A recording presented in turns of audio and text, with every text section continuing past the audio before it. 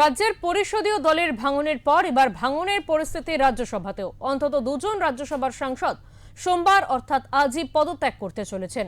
রাজ্য বিধানসভায় নতুন তৃণমূল তৈরি হতে দিল্লির দরবারে শুরু হয়েছে উত্তেজনার পারদ। তৃণমূলের বিক্ষুব্ধ শিবিরের অধিকাংশ সাংসদ ইতিমধ্যেই দিল্লিতে পৌঁছে গিয়েছেন। এমনটা যে হতে চলেছে তার ইঙ্গিত ছিলই। এই পরিস্থিতিতে মমতা বন্দ্যোপাধ্যায়ের মিশন দিল্লি।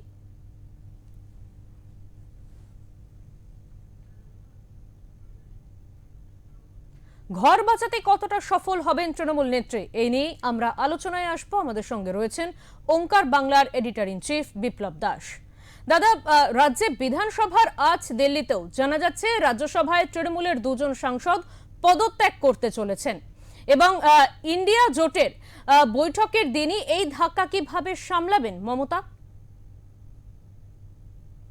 দেখো দেবাঞ্জলি, যেটা আজকের সোমবার 8 তারিখ, আর এই 8 তারিখ নিয়ে কিন্তু বঙ্গ রাজনীতি যেমন তাকিয়ে রয়েছে দিল্লির দিকে, তেমন দিল্লিতেও কিন্তু কি হয় সমস্ত সাংসদ এবং রাজনৈতিক যারা রাজনীতি নিয়ে যারা চর্চা করেন, রাজনৈতিক ব্যক্তিত্ব যারা, তারাও কিন্তু চোখ রেখেছে দিল্লিতে কি হয়। একদিকে মমতা বন্দ্যোপাধ্যায় আজকে রয়েছেন, সঙ্গে রয়েছেন অভিষেক বন্দ্যোপাধ্যায়, দুদিন আগে তিনি গেছেন। এবং মমতা বন্দ্যোপাধ্যায়, অভিষেক বন্দ্যোপাধ্যায় কনস্টিটিউশন ক্লাবে আজকে ইন্ডিয়া জোটের বৈঠক আছে, যে বৈঠকে আরো অন্যান্য দল থাকবে, আপ থাকবে, এসপি থাকবে, লালু প্রসাদের দল থাকবে, এরকম আরো অনেক দল থাকবে। কিন্তু প্রশ্নটা হচ্ছে যে ডিএমকে এই বৈঠকে থাকবে কিনা, এটা কিন্তু একটা বড় প্রশ্ন। কিন্তু তার থেকেও বড় প্রশ্ন যেটা, যখন কনস্টিটিউশন ক্লাবে এই ইন্ডিয়া জোটের বৈঠক হবে, রাহুল গান্ধী এবং সোনিয়া গান্ধী সেই বৈঠকে উপস্থিত থাকবেন এবং তারা দিক নির্দেশ করবেন আগামী 2029 সালের লোকসভা নির্বাচনে এনডিএ জোটকে কিভাবে হারানো যায়, সেটা কিভাবে শক্তপোক্ত করা যায় ইন্ডিয়া জোটকে, সেই নিয়ে যখন আলোচনায় ব্যস্ত থাকবেন, তখন কিন্তু মমতা বন্দ্যোপাধ্যায়ের দল তৃণমূল কংগ্রেস দিল্লিতে কি ঘটনা ঘটাতে পারে, এটা নিয়ে কিন্তু শঙ্কিত রাজনৈতিক মহল, শঙ্কিত মমতা বন্দ্যোপাধ্যায়, শঙ্কিত অভিষেক বন্দ্যোপাধ্যায়।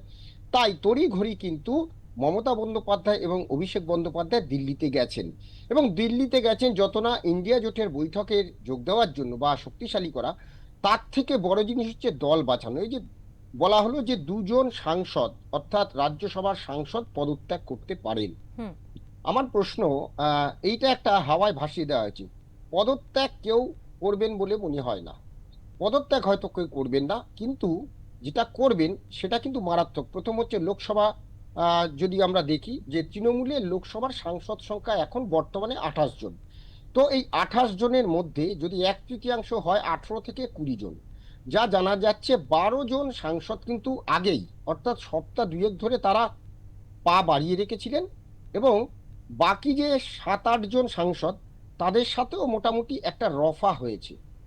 এখন কি রফা হয়েছে সেটা তো যতক্ষণ না হবে ততক্ষণ কিছু বলা যাবে না, কিন্তু যেটা জানা যাচ্ছে বা যেটা বোঝা যাচ্ছে সেটা হচ্ছে যে এই রাজ্যের বিধানসভা নির্বাচনের পরে বিধানসভায় যে ফর্মুলায় তৃণমূল কংগ্রেস বিরোধী দলনেতা নির্বাচিত করেছে বিধানসভায়, ঠিক একই কায়দায় লোকসভাতেও যে লোকসভার নেতা তৃণমূলের অভিষেক বন্দ্যোপাধ্যায়, তার ওপর অনাস্থা এনে স্পিকারের কাছে 18 থেকে 20 জন সাংসদ তারা চিঠি দিতে পারেন, এবং তার নেতৃত্ব দেওয়ার প্রবল সম্ভাবনা রয়েছে বারাসাতের সাংসদ কাকুলি ঘোষ দস্তিদারের।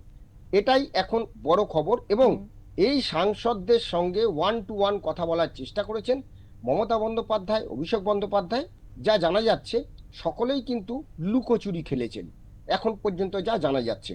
তবে সাংসদদের অনেকেই কলকাতায় ছিলেন, আজকে সকালে সকলেই কিন্তু দিল্লি পথে রওনা হয়েছেন যতদূর জানা গেছে।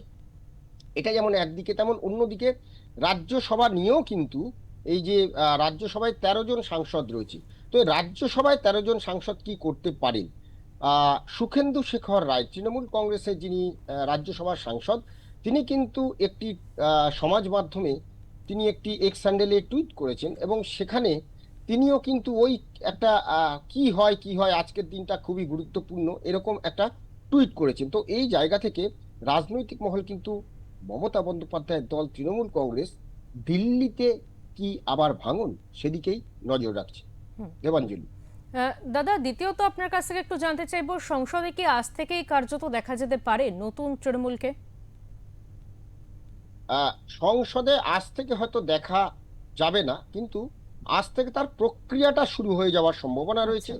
যে সংসদে হয়তো এরকম হতে পারে যে আজকে স্পিকারের কাছে তারা চিঠি দিয়ে পারেন যে হুম। আমরা এই লোকসভার যিনি আমাদের দলের নেতা, সেই দলের নেতাকে আমরা মানতে পারছি না। আমরা এই সাংসদরা আমরা নির্বাচিত করব অন্য কাউকে, এবং তিনিই হবেন আমাদের লোকসভার সাংসদ হুম। বা লোকসভার বা লোকসভার নেতা। এই সাংসদরা মিলেই যদি কোনো নেতার জন্য চিঠি দেন, তাকেই কিন্তু মান্যতা দেওয়ার সম্ভাবনা রয়েছে। এবং নতুন তৃণমূলকে এখন তো দেখা যাবে না, কারণ এখন সংসদ বসেনি। বাদল অধিবেশন এ মাসের শেষে শুরু হওয়ার কথা। হয়তো সেখানে আমরা নতুন তৃণমূলকে দেখতে পাবো, কিন্তু তৃণমূলের ভাঙন পর্ব, অর্থাৎ যে মুষল পর্ব কলকাতায় শুরু হয়েছিল, সেই মুষল পর্ব কিন্তু দিল্লিতেও চলবে। হুম। দেবাঞ্জলি। একদমই। দাদা, বিক্ষুব্ধদের দাবি, ইতিমধ্যেই তাদের সঙ্গে প্রায় 20 জন সাংসদ দেখা করেছেন, 20 জন সাংসদ রয়েছেন। আহ, এর সত্যতা নিয়ে ঠিক কি বলবেন? হ্যাঁ, 20 জন সাংসদ কিন্তু মোটামুটি, 20 জন না হলেও 18 জন সাংসদ হলেই যথেষ্ট। 1/3 লাগে।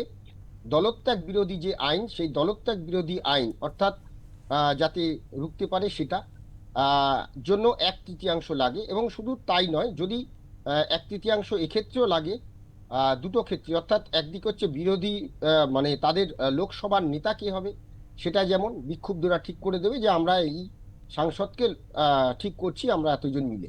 তো সেখানে একটা হতে পারে। আর একটা হতে পারে যে দল ত্যাগ করতে পারেন। দল ত্যাগ করে তারা হয়তো অন্য যে কোনো দলেই চলে যেতে পারেন, সেটা হুম। গেরুয়া শিবির হতে পারে বা সেটা অন্য কোনো শিবিরে হতে পারে। এখন কি হতে পারে, 20 জন সাংসদ, মোটামুটি 20 জন না হলেও 18 জন সাংসদ কিন্তু মোটামুটি তারা পা বাড়িয়ে রেখেছেন, এ কথা বলাই যায়। একদম। দাদা, তৃণমূলের বর্ষীয়ান সাংসদ দলের বিরুদ্ধে বিস্ফোরক অভিযোগ এনেছেন, ঠিক কি বলবেন এই বিষয় নিয়ে? হ্যাঁ, সুখেন্দু শেখর রায় দলের বর্ষীয়ান সাংসদ। তিনি দুবার তাকে নির্বাচিত করেছেন, মমতা বন্দ্যোপাধ্যায় রাজ্যসভায় পাঠিয়েছেন।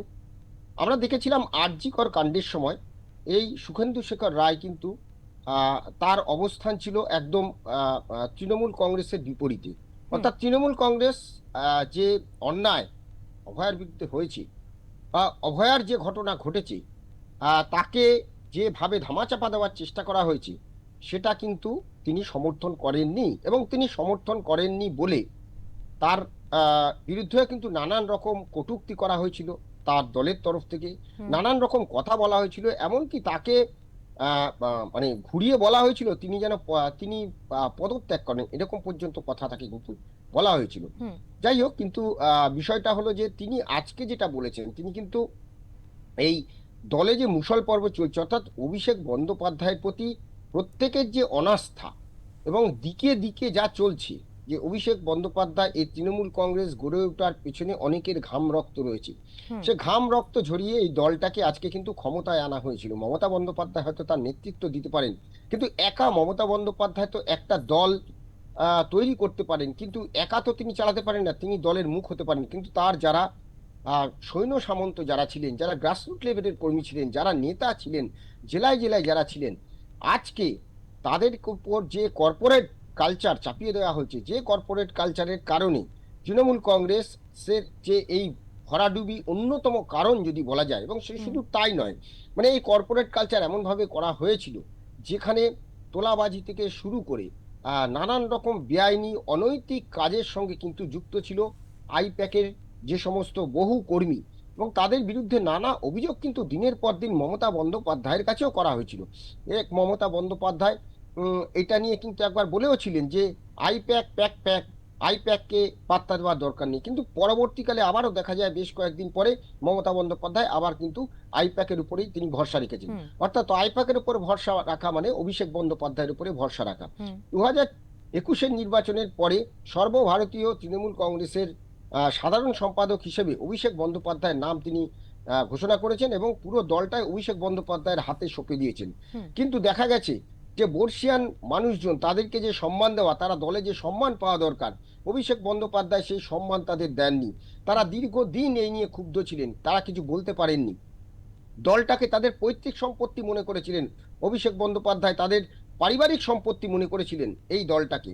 তাই যা ভরাডুবি হবার তাই হয়েছে। আর এটা নিয়ে কিন্তু বরাবর সুখেন্দু শেখর রায় হুম। দিনের পর দিন কিন্তু ক্ষোভ প্রকাশ করেছেন, এবং তিনি যেটা সত্যি সেটা সত্যি বলেছেন, যেটা মিথ্যে সেটা মিথ্যে বলেছেন। তিনি সবসময় কিন্তু একটা আহ, আহ, সতের পক্ষে কিন্তু সবসময় কথা বলে গেছেন। তাই সুখেন্দু শেখর রায় আজকে যে মানে বিষয়টা তিনি সমাজ মাধ্যমে এক্স হ্যান্ডেলে টুইট করেছেন, এইটা কিন্তু তৃণমূল কংগ্রেসের পক্ষে সত্যি সত্যি আজকের দিনটা দেখার কি হতে চলেছে। শুধু তাই নয়, যদি আমরা একটু দেখি যে এই যে অভিষেক বন্দ্যোপাধ্যায় এর প্রতি দলের যে অনাস্থা, সেই অনাস্থার পরেও তাকে কিন্তু প্রথমত তৃণমূল কংগ্রেস এখন খাতায় কলমে কিন্তু একটা আঞ্চলিক দল, হুম। একটা আঞ্চলিক দল, সেটাকে সর্বভারতীয় তৃণমূল কংগ্রেস লিখে দেওয়া হয়েছে, একটা আরে বহরে বড় করে রাখা হয়েছে, দেখানো হয়েছে। এবং এই সর্বভারতীয় কথাটা লিখেছেন, এবং সেখানে অভিষেক বন্দ্যোপাধ্যায় সাধারণ সম্পাদক রেখে তার সঙ্গে দোলা সেন এবং ডেরেক ওব্রায়েনকে জুড়ে দেওয়া হয়েছে। অর্থাৎ অভিষেক বন্দ্যোপাধ্যায়ের হাতে দল যেরকম ছিল সেরকমই আছে, তার সঙ্গে আরো দুজনকে জুড়ে দেওয়া হয়েছে।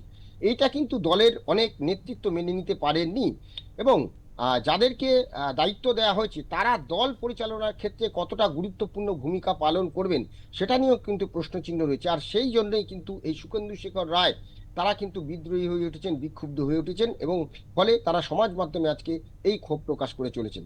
দেবাঞ্জলি। হ্যাঁ, একদমই দাদা। আপনার কাছে শেষ প্রশ্ন যে বিষয়ে জানতে চাইবো, এই পরিস্থিতিতে মমতা বন্দ্যোপাধ্যায় ঠিক কি কৌশল নিতে চলেছেন এবং মমতা বন্দ্যোপাধ্যায় কি জাতীয় রাজনীতিতে ফিরতে চাইছেন? একদম, এটা খুব ভালো প্রশ্ন।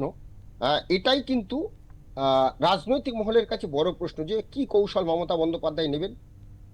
দেখো, মমতা বন্দ্যোপাধ্যায় বিচক্ষণ রাজনীতিবিদ, এটা হুম। নিয়ে কোনো সংশয় নেই। একদম। হুম। ভারতে যতজন রাজনীতিবিদ রয়েছে তাদের প্রথম 5 জনের মধ্যে কিন্তু মমতা বন্দ্যোপাধ্যায় কিন্তু অন্যতম রাজনীতিবিদ, বিচক্ষণ রাজনীতিবিদ।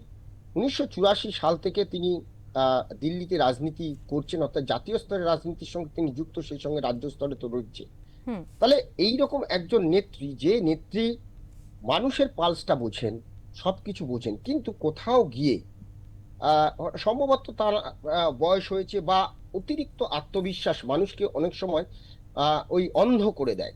তো সেই অতিরিক্ত আত্মবিশ্বাস কোথাও মমতা বন্দ্যোপাধ্যায়ের সেই বিচক্ষণতায় কিন্তু কোথাও একটা কি বলবো, যে কোথাও যেন একটা তার সেই বিচক্ষণতা কোথাও একটা টাল খেয়ে গেছে।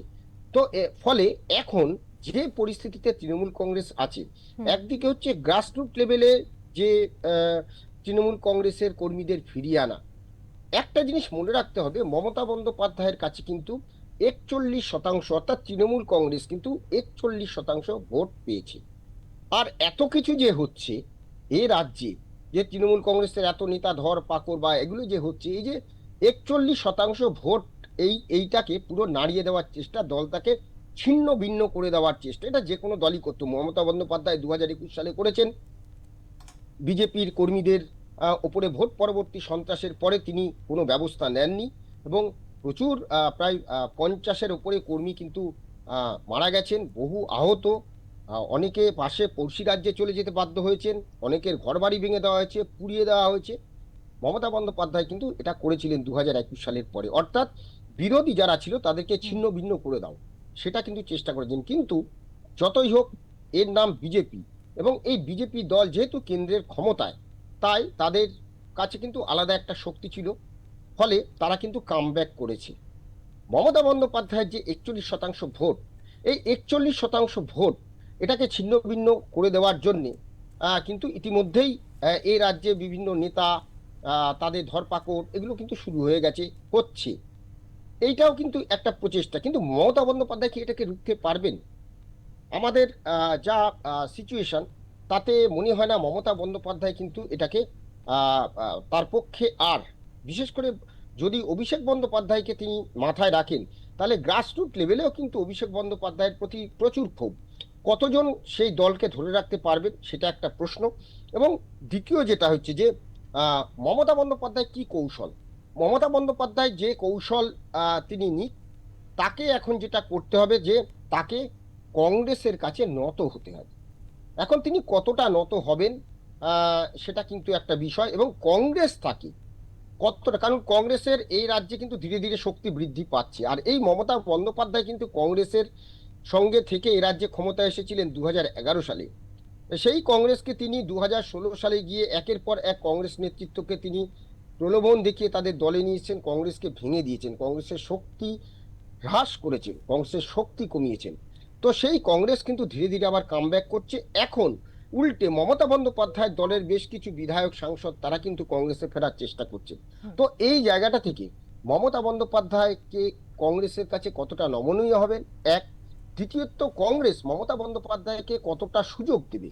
সুযোগ দেওয়া মানে এ রাজ্যে তাহলে মমতা বন্দ্যোপাধ্যায়ের সঙ্গে অর্থাৎ তৃণমূল কংগ্রেসের সাথে কংগ্রেসের আবার জোট প্রয়োজন।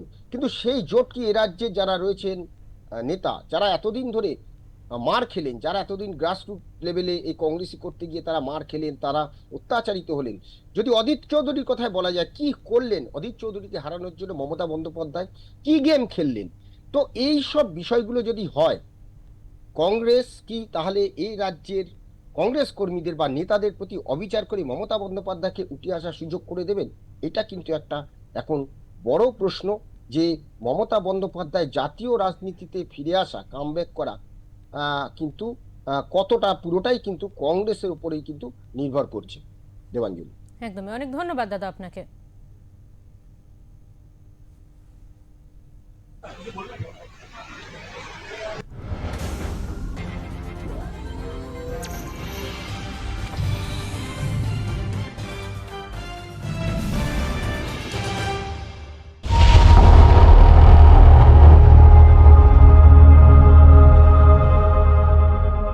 কলকাতার প্রাইম লোকেশনেই আপনাদের স্বপ্ন পূরণের ঠিকানা। 100% জব অ্যাসিওরেন্সের সাথে অত্যাধুনিক প্রযুক্তি, উচ্চমানের ওয়ার্ক স্টেশন এবং প্রফেশনাল লেভেলের ক্লাসেসের মাধ্যমে আপনাদের সুপরিচিত ফ্রেমবক্স অফার করছে specialised 3D gaming, graphic, UI UX, VFX, AR VR, interior এবং ফ্যাশন ডিজাইনের ক্লাসেস।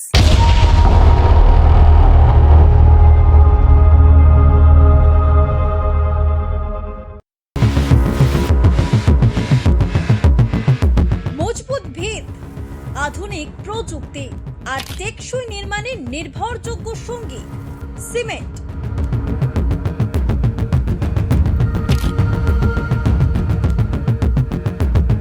স্বপ্নের বাড়ি থেকে বৃহৎ কাঠামো, প্রতিটি নির্মাণেই থাকুক গুণমানের নিশ্চয়তা।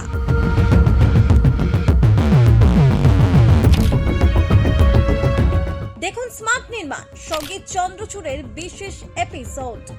সিমেন্টের শক্তি, নির্মাণের স্মার্ট সমৃদ্ধি।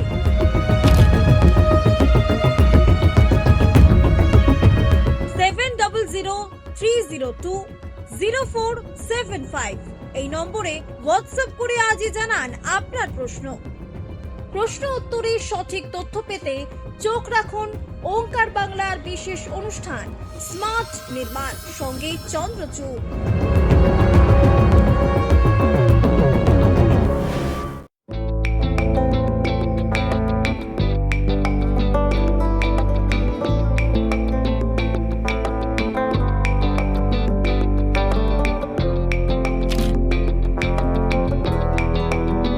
পাওয়ার ইন বেঙ্গলে আমরা কিন্তু কথা বলি কর্মসংস্থান, শিক্ষার অগ্রগতি, শিল্পায়ন এবং বিভিন্ন ব্যবসায়িক ভিত্তি নিয়ে।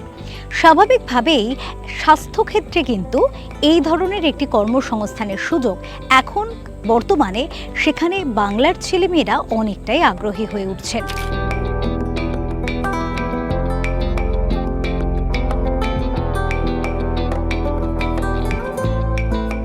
বর্তমান ক্ষেত্রে এখনো পর্যন্ত 10 টাকায় আপনি পরিষেবা দিচ্ছেন। প্রতিটি মানুষ ডাক্তার দেখি ওষুধ খাত, এই ভাবনার উপরেই 10 টাকার ওপিডিটা আছে। প্রতি গ্রামে একজন করে এআই মা তৈরি করেছে। যে শিল্পে সরকারি ভর্তুকি দিয়েছে, কোনো শিল্পটা সাস্টেন করেছে। মুখ্যমন্ত্রী যেদিন শপথ নিল, আমি প্রথম শুভেচ্ছা বার্তা জানালাম। 25শে সেপ্টেম্বর আনুষ্ঠানিকভাবে এআই মাদের কর্মের সূচনা করব। আপনি যতটুকু